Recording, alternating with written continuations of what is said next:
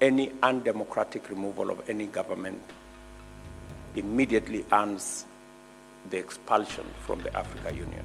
They cease to be members of the African Union.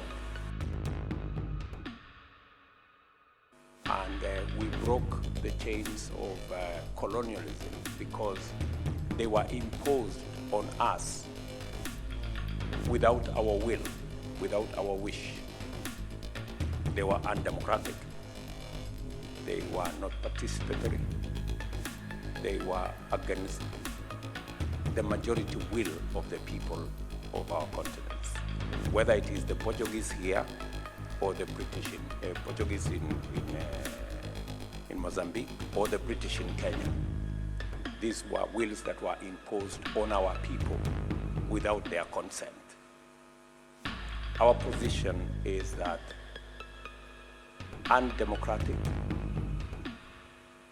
unconstitutional imposition of the will of any government of whatever nature on the people without their consent is wrong, the same way colonialism was wrong. And that Africa can only proceed into the future if we allow the people of our countries and of our continent to determine their destiny and to choose their leaders in democratic means, using democratic means.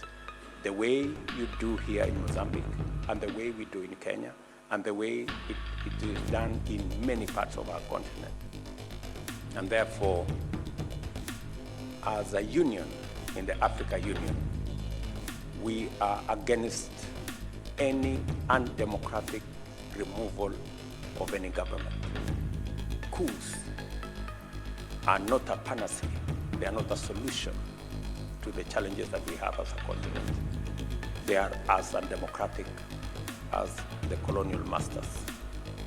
And we are taking a very firm position as nations, as the African Union. Any undemocratic removal of any government immediately earns the expulsion from the African Union. They cease to be members of the African Union. And as I said, ECOWAS, which is part of the building blocks of the African Union, is handling the case, for example, in Niger. IGAD is handling the case in Sudan, because we believe that we should be able to provide a solution as leaders in this continent on matters that concern all our countries.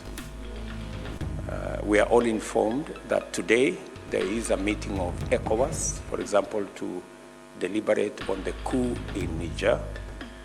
Our position is that President Bazoum should be reinstated as the democratically elected president of Niger. And whatever interventions ECOWAS will agree on will have the support of those of us in the African Union, so that we can put a stop to the slide to undemocratic government in our continent.